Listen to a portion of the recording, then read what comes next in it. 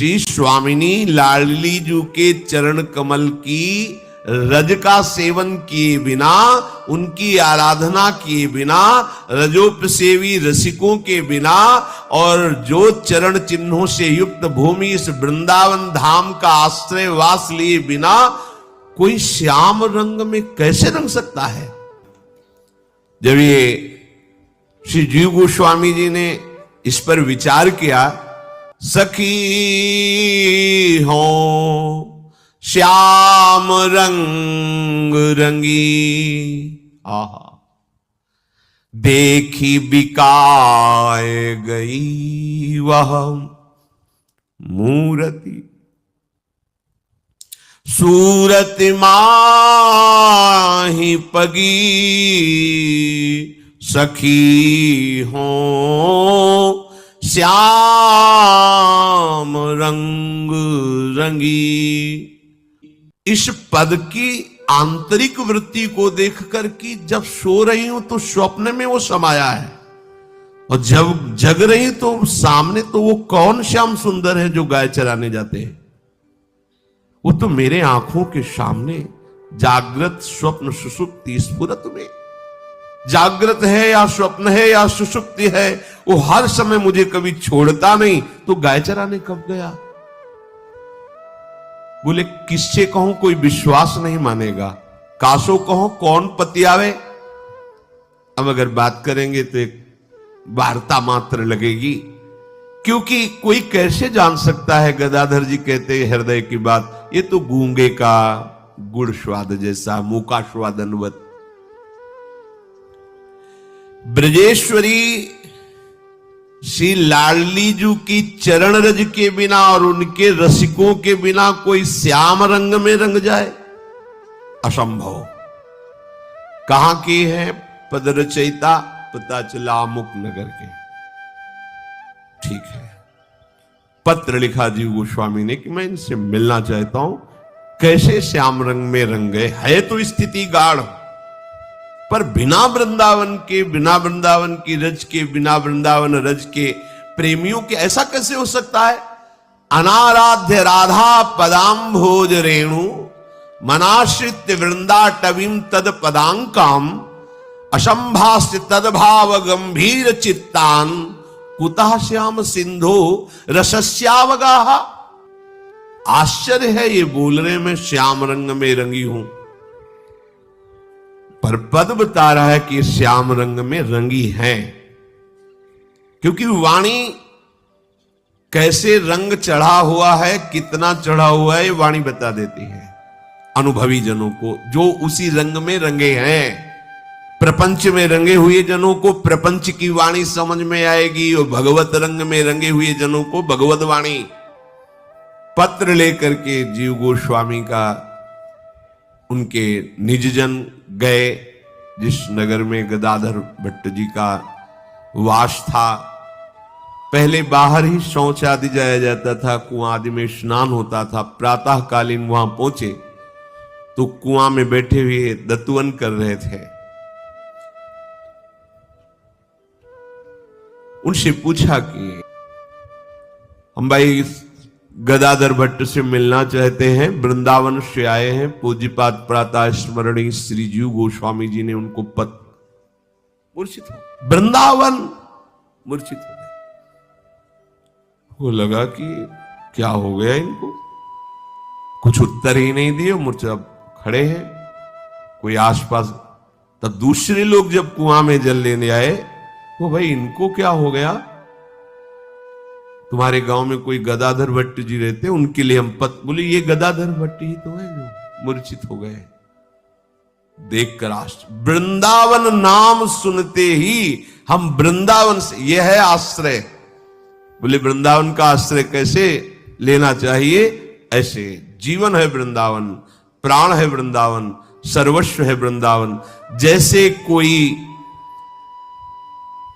प्रियतमा अपने माने हुए प्रीतम का चिंतन कर रही है और उसका संदेशा आ जाए कि तुम्हें उन्होंने बुलाया है, तो कैसा, आज तक हमने देखा नहीं, केवल सुना और सुनकर उनको मान लिया, और उनके लिए जीवन समर्पित, उनका संदेशा आया है, क्या हालत होगी उसकी, जिसने अपना जीवन समर्पित कर दिया है, जिसका प्रीतम है वृंदावन, जिसने वृंदावन से प्रेम किया है। हमारा सर्वस्व वृंदावन, प्राण वृंदावन, जीवन वृंदावन। हम वृंदावन से आए हैं संदेशा लेके, सुनते ही मूर्छित हो गए।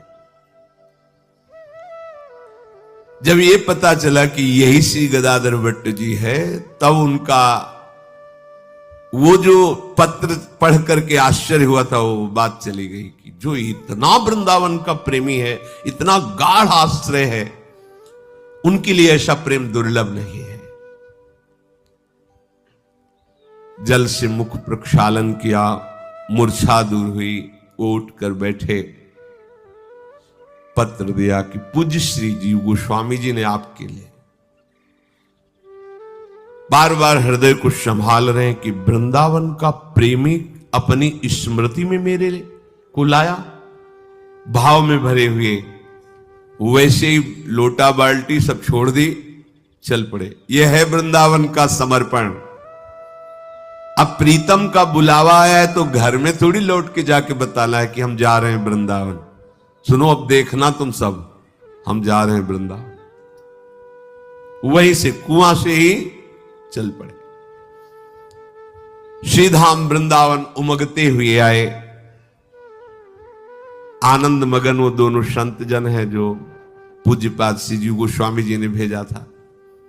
श्री वृंदावन धाम की, ये धाम है मेरे प्रीतम का। गदाधर भट्ट जी को कितना सुख मिला होगा जब जीव गोस्वामी जी के दर्शन किए होंगे। ये सब महामहिम, मतलब प्रभु और इनमें कोई अंतर नहीं। बड़ा सुख मिला जीव गोस्वामी से मिलकर के। प्रियालाल के प्रेम रस की बातें हुई, श्री जीव गोस्वामी से मिलकर प्रेमाश्रुपात करते हुए श्री वृंदावन की प्रेम चर्चा हुई। जीव गोस्वामी जी ने कहा एक बार अपने मुख से जो पद लिखा था सुनाओ। अश्रुपात करते हुए प्रेम विकल होकर के सुनाने लगे। जब उनकी वाणी सुनी, इतना आकर्षण श्री कृष्ण प्रेम का, तो उन्होंने कहा अब तुम्हें हम सेवा देते हैं, तुम रोज भगवत चर्चा सुनाओगे वृंदावन वासियों को, रोज श्री कृष्ण चर्चा सुनाओगे, क्योंकि तुम्हारी वाणी में हमने श्री कृष्ण का कृपा अमृत देखा है। तुम्हारी वाणी ऐसी कि जो सुनेगा वो निश्चित कृष्ण भक्ति से युक्त हो जाएगा, निश्चित विषयों से वैराग्य हो जाएगा। जब गुरुजन आदेश करते हैं ना, तो और रंग आ जाता है। बिना गुरुजनों के आदेश के कोई भी अनुष्ठान नहीं करना चाहिए कि हम अमुक अनुष्ठान या अमुक कथा या अमुक शिष्य बना, कुछ भी लोग कल्याण की बात, हर बात उनकी, अगर उनकी आज्ञा है कि कथा कहो तो तुम्हें कोई भ्रष्ट नहीं कर सकता। तुम्हारी कथा का रंग ऐसा होगा कि श्री कृष्ण प्रेम रंग चढ़े। जाओ लोक कल्याण के लिए शिष्य बनाओ और मंगल में भगवान का कोई बाधा नहीं पहुंचा सकता। वो गुरु आज्ञा होनी चाहिए। मनमानी तो ये ऐसे हाइलोजन की तरह प्रकाश यश बढ़ता है फिर नष्ट हो जाता है, लेकिन जो गुरु कृपा प्रसाद तो वो लोक लोकांतर में कल्प कल्पांतर तक चलता ही रहता है। देखो गुरु कृपा प्रसाद से अग्रदेवाचार्य जी ने आदेश किया भक्त चरित्र गाओ, तो सनातन के लिए भक्त चरित्र ने कैसे पता चलता इन महापुरुषों, ये कल्पना करके नहीं लिखा है, देखा ऐसे दिखाई दे रहा है, और वो महापुरुष अपनी सारी बात बता रहे, वो लिखा है। आदेश हुआ कि आप भगवत चर्चा कीजिए, श्री कृष्ण चर्चा कीजिए। अब श्री कृष्ण चर्चा नित्य होने लगी।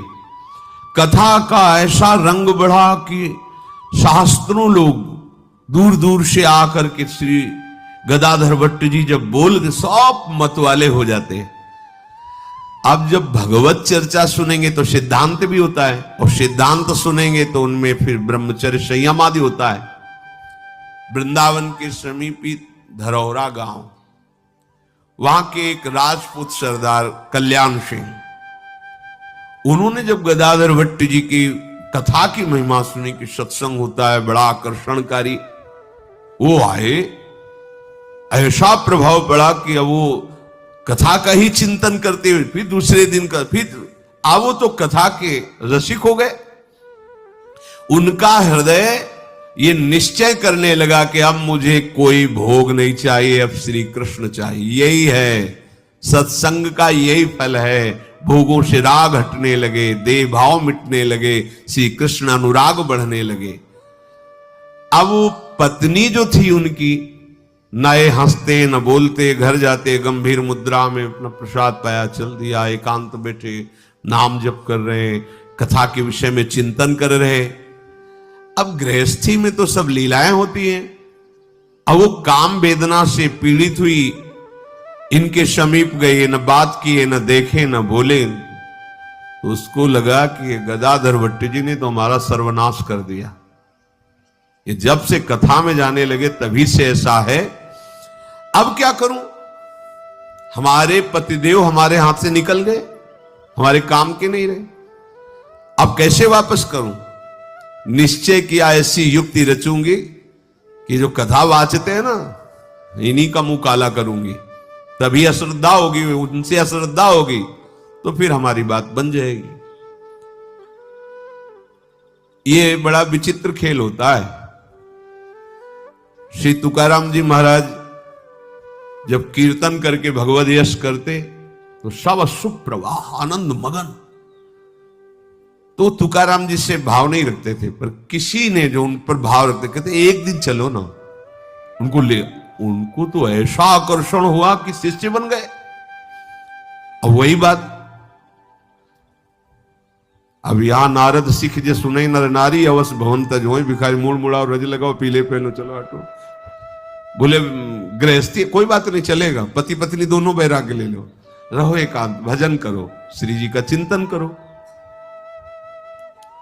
पत्नी ने सोचा कि तुकाराम ने तो हमारा जीवन है, क्यों यही जीवन है गृहस्थी का, खाओ पियो। बहुत ही कटु स्वभाव की थी। पति के चरण पकड़ा और कहा आपका तो उद्धार हो गया ना। ये क्या है, तू गाली देने वाली पैर पकड़ रही। कहा देखो एक बार हम पर भी कृपा करो, अपने गुरुजी को लाओ और हमें भी। तो उनका गुरुजी बड़े दयालु हैं, अवश्य आ जाएंगे, लाओ ना कल। 10 लीटर पानी का भगोना रख करके आग में चढ़ा दिया। तुकाराम जी आए, विनय की थी उनसे कि हमारी पत्नी जो बिल्कुल नास्तिक है, आपकी कृपा से वो आस्तिक हो रही, और आपके चरण दर्शन, अगर आप घर पधारोगे वो शिष्या बन गई तो मैं निहाल हो जाऊंगा, क्योंकि भक्ति में बड़ा विरोध करती है, फिर दोनों भक्त हो जाएंगे। सहज संत करुणा में आ गए, आसन पे बैठाला हुआ आई, प्रणाम किया, अहो भाग्य आप पधारे। जैसे दुश्मन को नहीं देखा जाता, ऐसे यही है जो हमारा सब सुख नष्ट कर दिया, बैठो महाराज। पति से कहा कि बैठे क्या कर रहे हो, कुछ सेवा व्यवस्था में लगो। जो ही वहां पास से हटे, क्योंकि चरण पकड़े हुए, पास से हटे तो 10 किलो पानी घंटों पहले चढ़ा दिया। पानी ऐसे खौल रहा था, खौलता हुआ पानी लाए, ऊपर से तुकाराम जी के डाल दिया। हमने वाणी पढ़ी तुकाराम जी, वो विठल से कह रहे देख लो कैसा जल रहा हूं, मतलब भयंकर पीड़ा। ये पेमेंट मिलती है दूसरे के हृदय में भक्ति संचार करने की। क्या गड़ासे से काट दिया जाता है, गालियां मिलती हैं, निंदा मिलती है, शरीर कष्ट मिलता है। तभी तो कहा गया है संतों के लिए कि चलते फिरते तीर्थराज है, इसीलिए तो सारा जगत उनके चरणों में झुकता है। अब उस स्त्री को जो कल्याण सिंह की पत्नी थी, कोई उपाय नहीं सूझा। क्या करूं, कैसे अश्रद्धा पैदा करूं? तो कल्याण सिंह की स्त्री नहीं, जिसका कल्याण होना होता है उसके लिए माया सोचती क्या करूं क्या करूं, अब ये तो हाथ से निकला जा रहा है। हर जाल फेंकेगी, जो फिसड्डी होते हैं वो फिसल जाते हैं, जो दृढ़ी होते हैं वो आगे निकल जाते हैं। वो बेटे सोच ही रही थी कि एक मांग रही थी, कुछ दे दो कुछ दे दो, और गर्भवती थी। बुलाया बुलाया, अच्छा क्या चाहिए तेरे को? बोले आज का भोजन, भोजन नहीं, 20 स्वर्ण मुद्राएं दूंगी, तुम्हारे बच्चे का भी ठीक से पालन पोषण, जब तुझे जो जरूरत पड़ेगी दूंगी। तो सुन, जो मैं कहूं वो करेगी। अरे उनका 20 स्वर्ण मुद्राएं और रोज भोजन और व्यवस्था, तुम जो कहो कहो, तो हम जो कहो। ओ भीख मांगने वाले हो कोई। कल्याण सिंह जी की स्त्री के मन में निश्चय हुआ था कि जब तक कथावाचक के प्रति अश्रद्धा नहीं होगी तब तक हमारी बात नहीं बनेगी। ध्यान रखना, कल्याण के मार्ग में ये जो बाधा पहुंचाने वाली वृत्ति है, वो सबसे पहला हम चीख चीख के कहते हैं तुम्हारा कनेक्शन काटेगी। अगर हरि गुरु से संबंध बना हुआ है तो त्रिभुवन में कोई बाल बांका नहीं कर सकता। और जब बुरी दशा आने के पहले बुद्धि बदली जाती है, कनेक्शन काटा जाता है। आप रौंदे की माया फिर देख लेना। तभी कहते गया गया गया, उसको लगता गया क्या, आप तुमसे मतलब ही नहीं। राधा नाम सुधा रसम का त्याग करके जो कुछ घंटों में मलमूत्र बन जाता है, उन रसेंद्री की तुष्टि के लिए, इस शरीर के पोषण के लिए, मोह के पोषण के लिए प्रियालाल के भाव को त्याग कर रहे हो, प्रियालाल के मार्ग को छोड़ रहे हो। ये माया की चाल नहीं तुम्हारी समझ में आई, पर समझे तब ना। जहां से प्रकाश आ रहा वहां तो तुमने पर्दा कर दिया, तो अंधकार में वो लूट लेगी, तुम जान ही नहीं पाओगे। साधो जग में कामिनी ऐसी रे, राजा रंक सबन के घर में बाघिन हुए के पैसी रे, बस्ती छाण करे बनवासा चावत सूखे पातरे, दांव परे तिनहू को मारे दे छाती में लात रे। ज्ञानी गुनी सूर और पंडित ये तो सर्व सयाने रे, सूदे होए परे फांसी में तिरिया हाथ बिकाने रे। 3 लोक में को न छाड़ा देई दाढ़ तर मारा रे, हरिदास हर सुमिरन लागे तो भगवान उबारा रे। निरंतर भजन करने वाले को ये माया फांस नहीं सकती, नहीं तो भाई बड़े बड़ों की जटाओं से अपने चरण साफ करवाए, वो माया है भगवान की। बहुत विचित्र है। मतलब बस त्राहिमाम केवल हरि मामे वे प्रपद्यन्ते माया में ताम तरंतिते। जब काम का प्रबल वेग होता है तो लगता है भगवान तो आगे मिल ही जाएंगे भजन करने पर ये दुर्लभ बात थोड़ी मिलेगी। हमारे भाग्य खुल गए। उल्टा विचार। और जो चतुर उपासक होता समझ रहा है माया ने प्रश्न उपस्थित किया है, मुझे सही उत्तर देना है, तब तो हमारे आगे की भूमिका बनेगी। पर वहां बात ही नहीं समझ में आती। अब गदाधर जी कथा कह रहे थे और उसने 20 स्वर्ण मुद्राएं देकर कहा तुम जाके उनसे कहना कि ये तो दे दिया, अब समय आ रहा है इसके प्रकट होने का, वो आप कथा बांच रहे हो, व्यवस्था कौन करेगा? सभा में बोलना जाके। अब वो भिखारी 20 रुपया स्वर्ण मुद्रा देख के उसको लगा कि इस कला कहने में क्या है, हम सब हम कह, वो तो गली गली मांगते घूम रही। कल्याण सिंह जी की पत्नी के समझाने के अनुसार भिखारनी आई वृंदावन, और जब भरी सभा में रंग जमा हुआ था भगवत चर्चा का, उसी समय आकर के बोली महाराज क्या उपदेश सबको दे रहे हो, कुछ हमारे विषय में सोचा?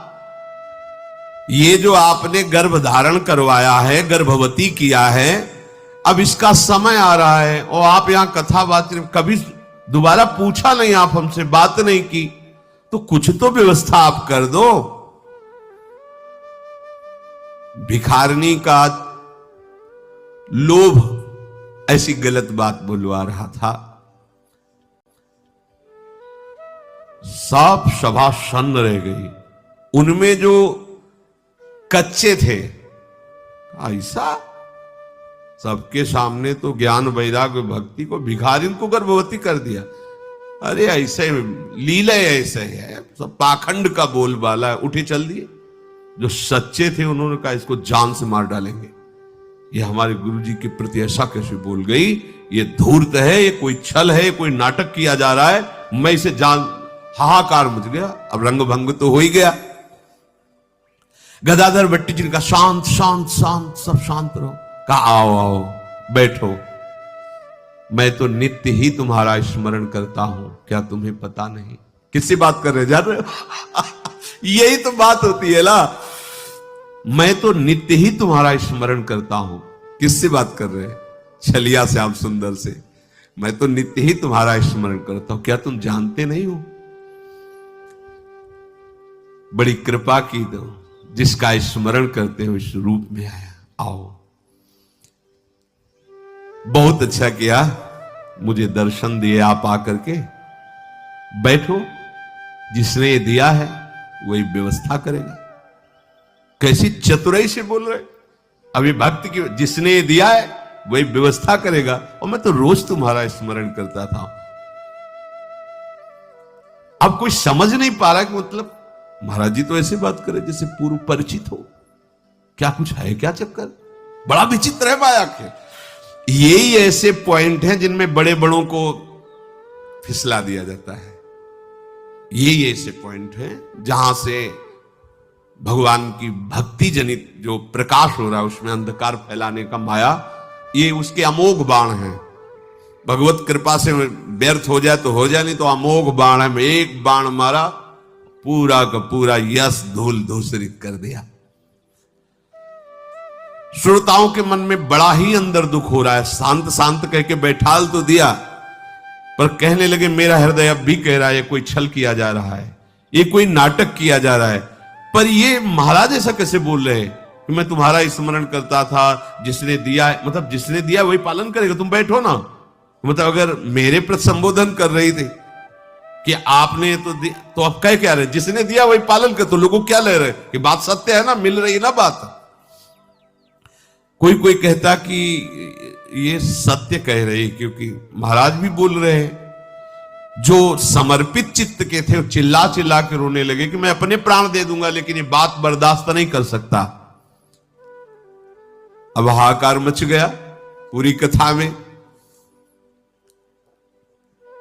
उस भिखारिणी की बात सुनकर सबने ये निश्चय किया जो वहां बैठे हुए थे कि या तो हम अपने प्राण त्यागें या इसके प्राण लें, क्योंकि जो मुझे रोज भगवत चर्चा में ऐसा रस देकर उन्मत्त कर रहा है, जिनकी वाणी में ऐसा रस है, अगर वो विषय सेवन करते होते तो ऐसा कैसे हो सकता है? इसका मतलब ये छल किया जा रहा है। और सब श्रोता मना रहे हैं कि या तो अभी मेरे प्राण निकल जाएं या मुझे आदेश दिया जाए तो मैं इसे मार दूं। फाट जाए भूमि तो समाये जाए, श्रोता कहें बहे द्रग नीर हुए अधीर सुधि गई है। राधिका वल्लभ दास प्रगट प्रकाश भास, भयो दुख रास सुनि सो बुलाए लई है। साच कही दीजय नहीं अभी जीव लीजय, डर सवे कही दियो सुख लियो संज्ञा लई है। काड़ी तरवार तिया मारी बे कल्याण गयो, दयो पर बोध हमें करी दया नहीं है। संत सदगुरु की यदि प्रतिष्ठा में हानि पहुंचने वाली हो तो शिष्य जनों का ऐसा ही कर्तव्य होता है। वो सब श्रोताजन कह रहे हैं कि ये धरती फट जाए और मैं धस जाऊं, मुझे ये शब्द अब दोबारा सुनने को ना मिले, मेरा मरना ही उचित है। मैं अपने गुरु की ऐसी निंदा नहीं सुन सकता।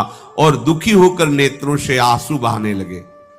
एक राधिका वल्लभ दास नाम के बड़े ही सुलझे हुए संत थे। उन्होंने उसकी हालत देख करके समझ लिया ये भिखारिन है और ये ड्रामा कर रही है।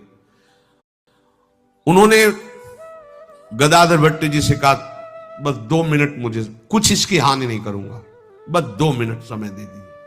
और पकड़ा भिखारिन का हाथ और एकांत ले गए और कहा ठीक बता दे तो जीवन दान दे देंगे, अगर जरा भी झूठ बोली तो काट के फेंक देंगे तुझे।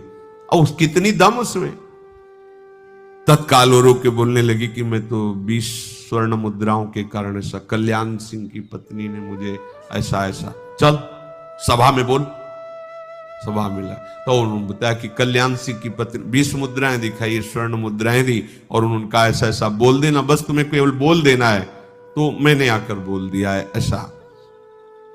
अब वो डरी हुई जब अपनी सारी बात बताई तो कल्याण सिंह तो वहां आग बबूला हो गए। उन्होंने तलवार खींची और भाग पड़े घर की तरफ कि ऐसी दुष्टा पत्नी जाके अभी टुकड़े टुकड़े कर देंगे। श्री भट्ट जी ने रोका, यही सत्संग सुना है अभी तक, यही सत्संग का फल है कि तुम क्रोध धारण करके हिंसा पे उतर जाओ।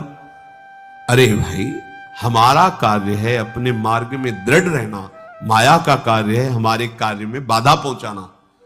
अगर हम बाधित हो गए तो परास्त हो गए ना। हमें गुस्सा नहीं करनी, हमें परास्त नहीं होना, हमें अपने प्रभु के मार्ग में ये देखो ध्यान रखना, ये जीवन में होता है, ऐसा ही होता। बहुत से ऐसे उदाहरण बड़े पड़े हैं। उपासक को चाहिए चाहे जैसी परिस्थिति हो, यदि प्रेम मार्ग में भगवत मार्ग में चले हो तो दूसरे का अहित ना होने पावे और अपना कदम न रुकने पावे, ये सिद्धांत जीवन में धारण करना। और ये बल मिलता है भगवत कृपा से। ये कोई मानुषिक बल नहीं है, ये भागवतिक बल होता है, जिसके बल से ऐसी क्षमता होती है कि निंदा करने वालों पर भी कृपा किया जाए, अमंगल करने वालों का भी मंगल किया जाए। इसीलिए इस कृपा को प्राप्त करने के लिए वृंदावन धाम गरज रहा है।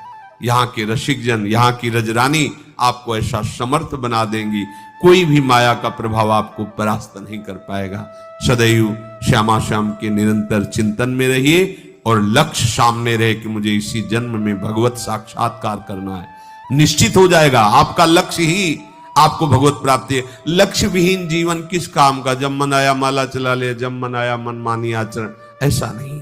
ये जन्म मिला है कसौटी पे कस के जलने के लिए। जलोगे तो स्वर्ण जैसे चमकने लगोगे, प्रियालाल की सेवा में पहुंच जाओगे। शिष्य जागे। श्री राधा वल्लभ लाल।